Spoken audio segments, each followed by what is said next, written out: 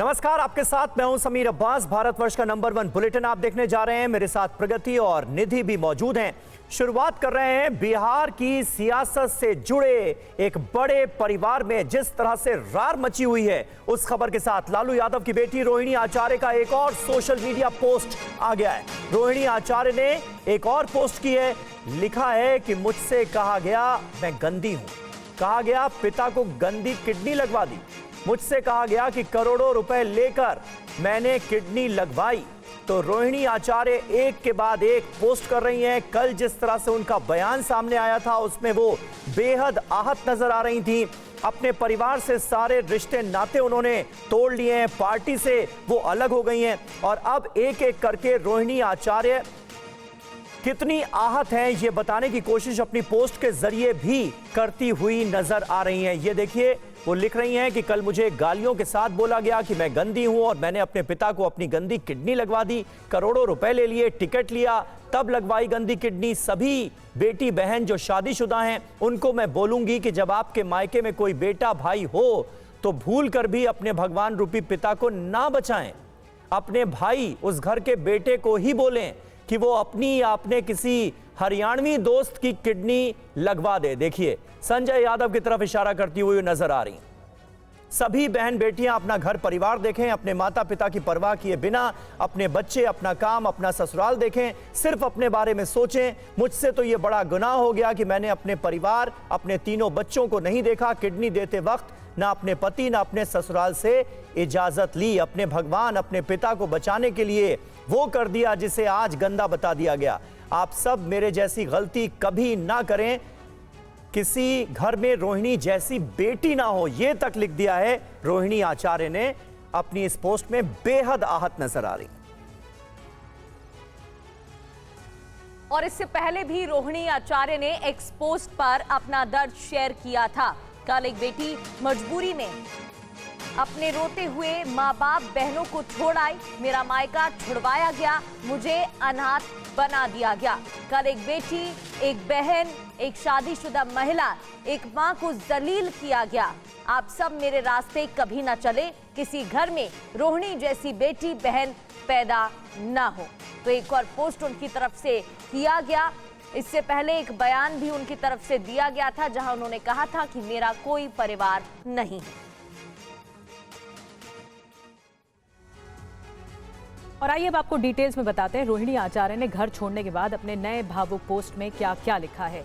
कल एक बेटी, एक बहन, एक शादीशुदा महिला, एक मां को जलील किया गया, गंदी गालियां दी गई, मारने के लिए चप्पल तक उठाई गई। मैंने अपने आत्मसम्मान से समझौता नहीं किया, सच का समर्पण नहीं किया, सिर्फ और सिर्फ इस वजह से मुझे बेइज्जती झेलनी पड़ी। कल एक बेटी मजबूरी में अपने रोते हुए माँ बाप बहनों को छोड़ आई, मुझसे मेरा मायका छुड़वाया गया, मुझे अनाथ बना दिया गया। आप सब मेरे रास्ते कभी न चलें, किसी घर में रोहिणी जैसी बेटी बहन पैदा ना हो। ये सब लिखा गया रोहिणी आचार्य की ओर से। और लालू यादव के परिवार में मचे घमासान के बीच उनके बड़े बेटे तेज प्रताप यादव भी आग बबूला हैं। उन्होंने अपनी बहन रोहिणी आचार्य का अपमान करने वालों को सबक सिखाने की बात कह दी है। तेज प्रताप ने कहा, रोहिणी के साथ जो हुआ वो असहनीय है। देश दुनिया सवाल कर रहा है कि पार्टी का ऐसा हाल क्यों हुआ। अब जब संजय और रमीज इन लोग का नाम लीजिए तो आपको घर से निकाल दिया जाएगा, आपको बदनाम किया जाएगा, आपको गाली दिलवाया जाएगा, आपके ऊपर चप्पल उठा करके मारा जाएगा। रोहिणी आचार्य की ये पीड़ा और अपमान भाई तेज प्रताप को सहन नहीं हुआ और सोशल मीडिया पर शेयर पोस्ट में लिखा, कल की घटना ने दिल को भीतर तक झकझोर दिया है। मेरे साथ जो हुआ वो मैं सह गया, लेकिन मेरी बहन के साथ जो अपमान हुआ वो किसी भी हाल में असहनीय है। सुन लो जय चंदो, परिवार पर वार करोगे तो बिहार की जनता तुम्हें कभी माफ नहीं करेगी। जब से मेरी रोहिणी बहन पर चप्पल उठाने की खबर सुनी, दिल की आहत अब अग्नि बन चुकी है। चंद चेहरों ने तेजस्वी की बुद्धि पर पर्दा डाल दिया है। इस अन्याय का परिणाम बेहद भयावह होगा।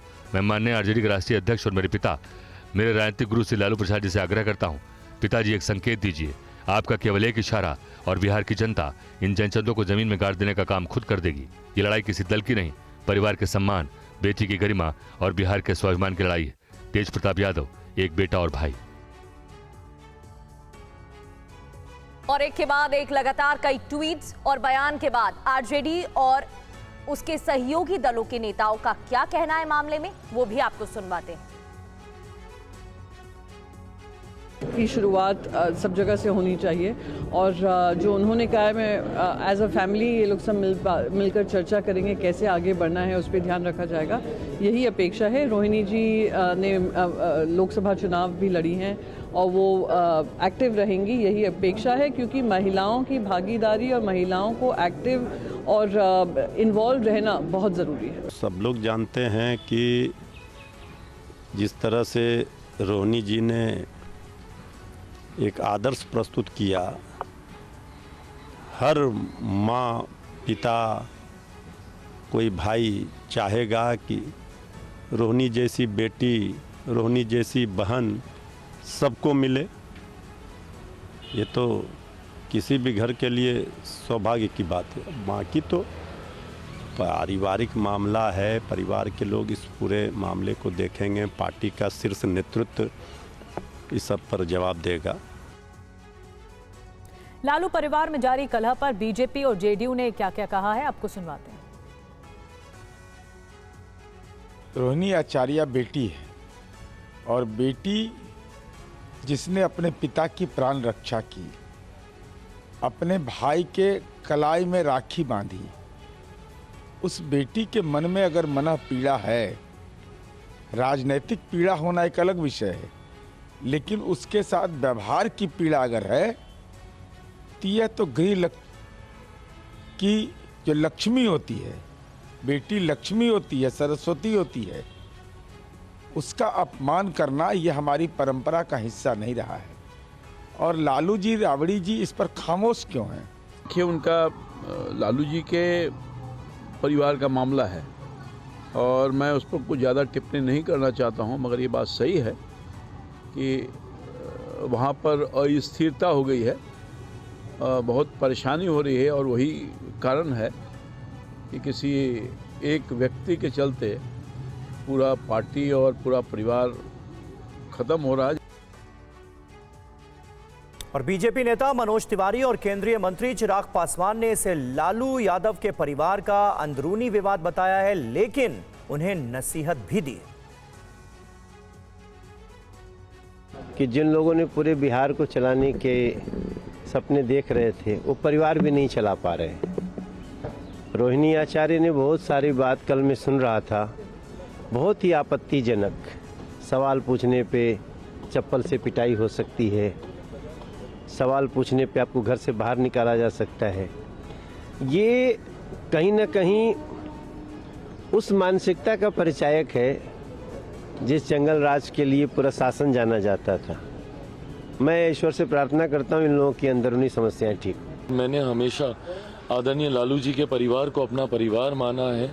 मैंने हमेशा तेजस्वी हूँ, तेज हूँ, मीसा दी हूँ, रोहिणी जी हूँ, सबको मैंने अपने भाई बहन ही माना है। ऐसे में बस मैं सिर्फ इतनी प्रार्थना करता हूँ कि जल्द से जल्द ये पारिवारिक विवाद सुलझे। घर में एकता बनी रहती है तो इंसान बाहर कठिन परिस्थितियों से लड़ लेता है, बट आज की तारीख में उनकी पार्टी जिस दौर से गुजर रही है और उसके बाद घर में ऐसी कला, मैं समझ सकता हूँ कि परिवार काफ़ी कठिन परिस्थितियों से गुजर रहा होगा। पर मैं सिर्फ प्रार्थना कर रहा हूँ, मैं इसके ऊपर कोई कमेंट नहीं करूँ।